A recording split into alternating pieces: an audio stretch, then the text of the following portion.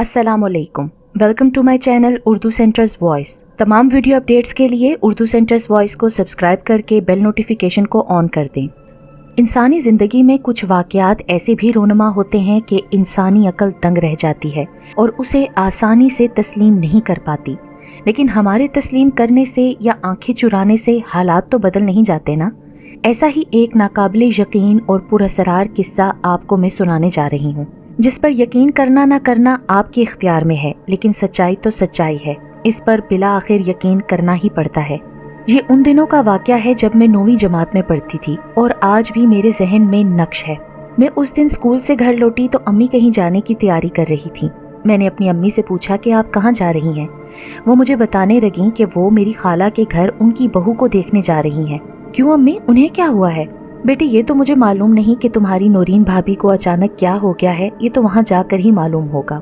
असल में मैं अपनी एक कज़न से उड़ती उड़ती खबर सुन चुकी थी कि नौरीन भाभी को कुछ दिखाई देता है जिससे वो बहुत ज्यादा डरती हैं, लेकिन मैंने ये बात अम्मी को नहीं कही और अम्मी के वापस आने का इंतजार बेसब्री से करने लगी कि बाकी सारी डिटेल्स तो अम्मी वापस आकर ही बता सकेंगी। शाम के वक्त अम्मी वापस आई तो मैंने अम्मी से पूछा कि अब भाभी की तबीयत कैसी है। अरे बेटी मत पूछो, बहुत बुरी हालत है बेचारी की। कितनी सेहतमंद थी ना, और अब देखो दुबली भी हो रही है। चेहरा बिल्कुल उसका जर्द पड़ गया है और आंखों के गिर्द हल्के पड़ गए हैं। नजर खा गई है लगता है उसे तो। लेकिन ऐसा क्या हो गया अम्मी उन्हें कि एक हफ्ते में ही उनका ये हाल हो गया? असल में मैं पूरी बात जानना चाह रही थी, पूछना चाह रही थी कि जो खबर उड़ते उड़ते मेरे कानों में पड़ी है क्या वो सच भी है या नहीं। अम्मी, मैंने तो सुना है कि उन्हें कोई दिखाई दे रहा है जिससे वो खौफजदा हैं और खौफ से उनका ये हाल हो गया है। पूरी बात बताएं ना अम्मी आप। मगर तुम्हें ये कैसे पता चला? बस पता चल गया अम्मी, ये बातें कब छुपती हैं, प्लीज आप बताएं भी सही। दरअसल बेटी उसे अपनी फूफो नजर आ रही हैं जो उसे अपने साथ ले जाना चाहती हैं। उसकी उन फूफो का इंतकाल अभी 10 दिन पहले ही हुआ है। अम्मी के मुंह से सच्चाई सुनकर हैरत और खौफ से तो मेरी जान निकल गई। यानी उन्हें अपनी फूफो की रूह नजर आ रही है। अब अल्लाह ही जानता है कि उसे अपनी फूफो की रूह नजर आती है या ऐसा भी होता है ना कि कुछ लोगों को मुर्दे से बहुत खौफ आता है। अल्लाह ही बेहतर करे, लेकिन उसकी तबीयत बहुत खराब है। अब इससे आगे की कहानी नौरीन भाभी की ही जुबानी सुनते हैं। बकौल नौरीन भाभी के, मैं एक सेहतमंद और जवान शादीशुदा औरत हूँ। 3 बच्चे हैं, भरे ससुराल में रहती हूँ और एक भरपूर खुशहाल जिंदगी गुजार रही हूँ। ये सब इसलिए बता रही हूँ कि मेरी कहानी सुनकर कोई शायद ही यकीन करे। अक्सर लोग मुझे नफ्सियाती मरीजा समझेंगे क्योंकि जो कुछ मेरे साथ हुआ है वो नाकाबिले यकीन है। बस इतना कहूँगी कि जिस पर गुजरती है वही जानता है। ये सब मुझ पर गुजरी है, इसलिए इसकी तलखी मेरी जिंदगी में आज भी मुझे महसूस होती है। मेरी एक ही फूफो थी, हम तो उनसे बहुत प्यार करते थे, बज़ाहिर वो भी करती थीं। अब उनके दिल का अल्लाह ही जाने कि उनके दिल में हमारे लिए कैसे एहसासात थे। बहरहाल मेरी शादी के बाद उनका इंतकाल हो गया। मैंने भी शिरकत की। अभी उनका स्वयं ही हुआ था कि एक रात मैंने फूफो को ख्वाब में देखा। वो मुझे कहती हैं, चल नौरीन मेरे साथ चल, मैं बहुत अकेली हूँ, तुझे लेने आई हूँ। उनके हाथ में कफन था। ये सुनकर मैं बहुत खौफजदा हो गई। खौफ से मसामों में पसीना फूट पड़ा और डरते डरते मैंने कहा, लेकिन फूफो आप तो मर चुकी हैं, हमने तो आपको दफन कर दिया है, अब आप कब्र में हैं, मैं वहाँ कैसे रह सकती हूँ? मैं तो जिंदा हूँ, मेरे छोटे छोटे बच्चे हैं, वो मेरे बगैर नहीं रह सकते। नहीं देख, मैं तेरे लिए कफन लाई हूँ, ये पहन कर मेरे साथ चल। फूफो बजिद थी, वो आगे बढ़ी और मेरा हाथ पकड़ लिया। उनकी गिरफ्त बहुत सख्त थी। वो मुझे खींचने लगी और मैं खौफजदा होकर मुसलसल इनकार कर रही थी। नहीं फूफो, मैं नहीं जाऊंगी, मुझे छोड़ दें आप। और मैं चीख मार कर उठ बैठी। मेरे चीखने से मेरे शोहर भी उठ बैठे। मैं खौफ से कांप रही थी, पसीने में शराबूर थी और मुसलसल कह रही थी, मुझे छोड़ दें फूफो, प्लीज मुझे छोड़ दें। मेरे शोहर ने मुझे झंझोड़ा। क्या हुआ है नौरीन, उठो तो, होश करो। उनके झंझोड़ने पर मैं उस ख्वाब से बाहर आई। यानी मैं ख्वाब देख रही थी। मैंने खौफ के आलम में इधर उधर देखा। मेरे शोहर सामने बैठे मुझे हैरत और परेशानी से देख रहे थे। कहने लगे, क्या हुआ, लगता है ख्वाब में डर गई हो तुम। जी वो फूफो, वो कह रही थी कि मेरे साथ चलो। उन्होंने मेरा हाथ पकड़ा हुआ था और मुझे खींच रही थी। उनके हाथ में कफन भी था जो वो मेरे लिए लाई थी और मैं बहुत ज्यादा डर गई थी। मैं ये कहकर रोने लगी। मेरे शोहर ने मुझे तसल्ली दी कि वो महज एक ख्वाब था, ऐसा कुछ नहीं है।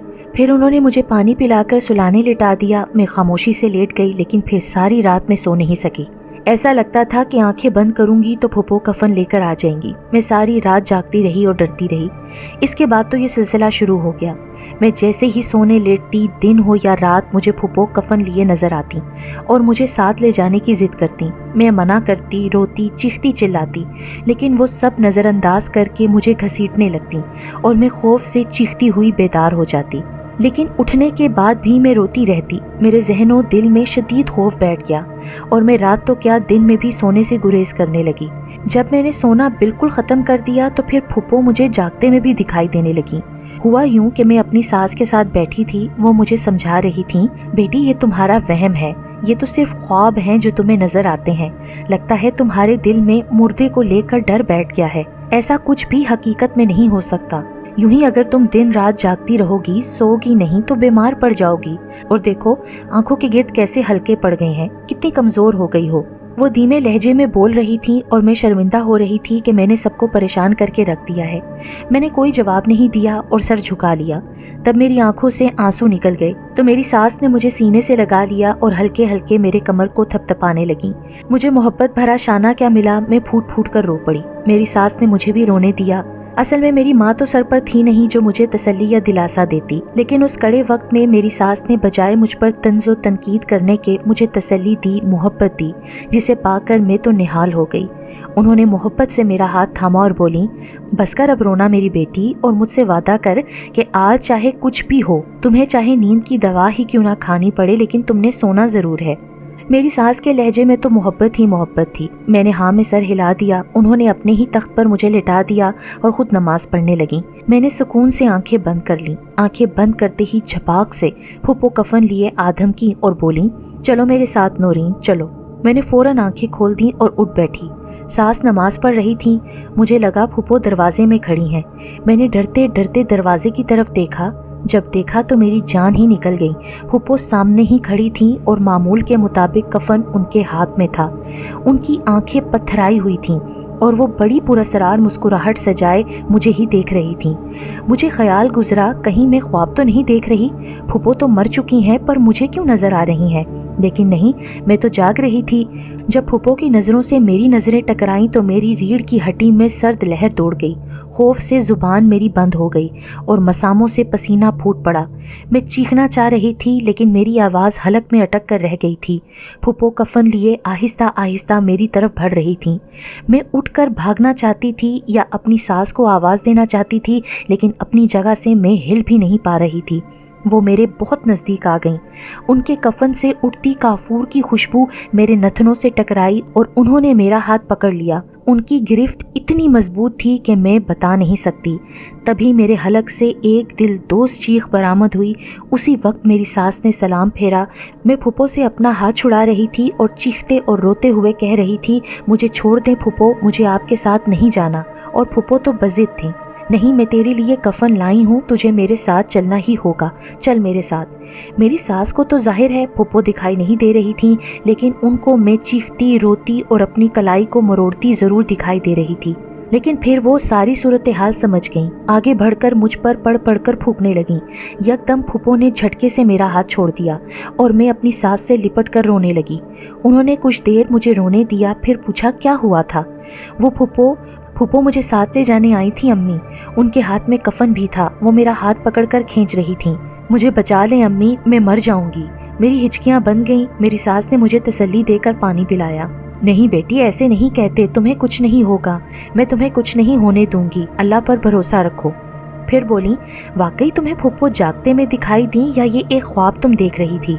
उनके लहजे में अब भी बेयकीनी थी। उन्हें यकीन ही नहीं आ रहा था कि अभी अभी मैंने अपनी मरी हुई फूफो को अपने सामने देखा, वो भी जागते हुए, पूरे होशो हवास में। जाहिर है कोई भी यकीन नहीं करता क्योंकि फूफो सिर्फ मुझे नजर आ रही थी। मैं बेबसी से रोते हुए बोली, अम्मी मैं अपनी बच्चों की कसम खाकर कहती हूँ, मैंने फूफो को हकीकत में देखा है। अचानक मेरी नज़र मेरे हाथ पर पड़ी। वहाँ फूफो की उंगलियों के निशान थे। मैंने फौरन अपनी सास को दिखाया। अगर आपको मेरी बात पर यकीन नहीं आता ना अम्मी, ये देखें मेरे हाथ पर फूफो की गिरफ्त कितनी सख्त थी। मेरा हाथ देखकर तो मेरी सास को फिर यकीन आ गया कि मैं सच कह रही थी। अगर ऐसा है तो फिर खतरनाक सूरत हाल है, हमें फौरन कुछ करना पड़ेगा वरना। انہوں نے بات ادھوری چھوڑ دی اور میرے شوہر کو فون کر کے فوراً گھر آنے کو کہا۔ میرے شوہر جاب پر تھے لیکن میری طرف سے فکر مند تھے تو فوراً ہی گھر آ پہنچے۔ میری ساس نے ساری بات میرے شوہر کو بتائی۔ سن کر میرے شوہر بھی پریشان ہو گئے اور بولے، اب ہم کیا کریں امی؟ بیٹا تم کسی اچھے عامل کو ڈھونڈ کر لاؤ، اب ہم مزید انتظار نہیں کر سکتے۔ لیکن امی آج کل کے زمانے میں اچھا عامل ملنا ایک بہت مشکل کام ہے، پھر بھی میں کوشش کرتا ہوں، آپ بے فکر رہیں۔ میرے شوہر پھر مجھ سے مخاطب ہوئے، نورین سب ٹھیک ہو جائے گا، تم پریشان مت ہو، میں ابھی اسی کام کے لیے نکل رہا ہوں، اللہ پر بھروسہ رکھو، پلیز آپ کچھ کریں، مجھے لگتا ہے کہ میں جلد ہی مرنے والی ہوں، اسی لیے پھوپھو مجھے کفن دکھاتی ہیں۔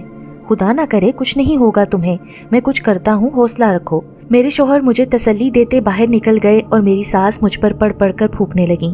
میں آنکھیں کھولے چھت کو گھور رہی تھی، خوف سے آنکھیں بند نہیں کر رہی تھی۔ بچے بھی میری حالت کی وجہ سے الگ سہمے سہمے سے تھے۔ پچھلے 2 دنوں سے میں ساس ہی کے کمرے میں تھی۔ پہلے تو صورتحال قابو میں تھی کہ پھوپھو صرف مجھے خواب میں ہی نظر آ رہی تھیں، لیکن اب اس وقت وہ خود میرے سامنے کفن لے کر آ گئیں تو میرے ساتھ ساتھ میری ساس اور شوہر بھی پریشان ہو گئے، کیونکہ بہرحال پھوپھو تو مر چکی تھیں۔ کوئی بھی اس بات پر یقین نہیں کرتا، کیونکہ یہی کہا جاتا ہے کہ روحیں تو ایک بار اس دنیا سے چلی جائیں پھر واپس مڑ کر نہیں آتی۔ پہلے تو میری ساس یہی کہتی رہیں کہ تمہیں شاید مردوں سے ڈر لگتا ہے، تم نے پھوپھو کی میت دیکھی ہے، اس لیے مردے کا خوف تم نے اپنے دل و دماغ میں بسا لیا ہے، تبھی تمہیں اس طرح کے خواب آتے ہیں، کیونکہ تم جیسا سوچو گی ویسے ہی خواب آئیں گے۔ لیکن پھر میں نے حقیقت میں پھوپھو کو دیکھ لیا، اور پھر میری کلائی پر پھوپھو کی گرفت کے نشانات میری ساس کے سامنے میرے سچا ہونے کی تصدیق کر گئے۔ خیر جیسے تیسے 2 گھنٹے گزرے اور میرے شوہر واپس آئے۔ میری ساس اور میں نے سوالیہ نظروں سے ان کی طرف دیکھا تو وہ بولے، میرے ایک دوست نے ایک عامل کے بارے میں بتایا ہے، لیکن ابھی وہ حیدرآباد گئے ہوئے ہیں کسی کا کچھ مسئلہ حل کرنے، کل تک انشاءاللہ آ جائیں گے، ہمیں کل تک تو ان کا انتظار کرنا ہی ہوگا۔ وہ سنجیدگی سے بولے۔ میں کچھ نہ بولی، بس ٹھنڈی سانس بھر کر ہی رہ گئی۔ میں اس وقت شدید بخار میں مبتلا تھی اور میرے پاس انتظار کے سوا کوئی چارہ نہ تھا۔ میرے شوہر میری کیفیت سمجھ رہے تھے، کچھ دیر خاموشی سے کھڑے رہے، مجھے دیکھتے رہے اور پھر میرا ہاتھ تھام کر بولے، تم پریشان مت ہو، حوصلہ رکھو، میں ہوں نا تمہارے ساتھ، تمہیں کچھ نہیں ہونے دوں گا۔ ان کے ان جملوں نے میری بہت ہمت بندھائی۔ وہ رات میرے لیے بہت بھاری تھی۔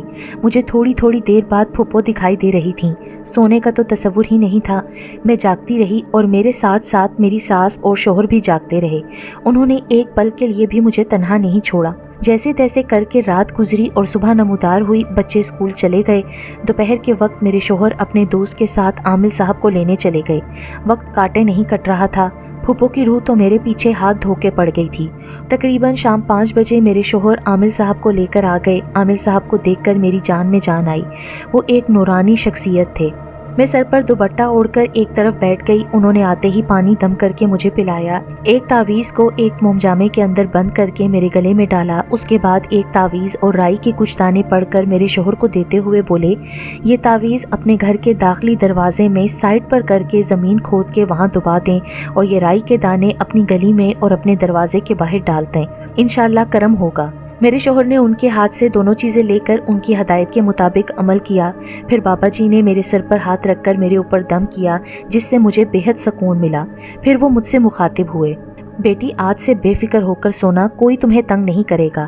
رہی بات تمہاری پھوپھو کی، تو ہو سکتا ہے وہ تم سے کچھ کہنا چاہتی ہوں یا تم سے کوئی اپنا کام کروانا چاہتی ہوں، اس لیے صرف تمہیں ہی دکھائی دیں، لیکن فطری عمل ہے کہ تم ڈر گئیں۔ بہرحال ایک کام کرو کہ تم ان کے لیے ایصال ثواب کی ایک قرآن خوانی کرواؤ، ان کے نام کے کچھ کپڑے غریب لوگوں میں بانٹ دو اور ایک کفن خرید کر ان کے نام کے ایصال ثواب کے لیے مسجد میں دے دو۔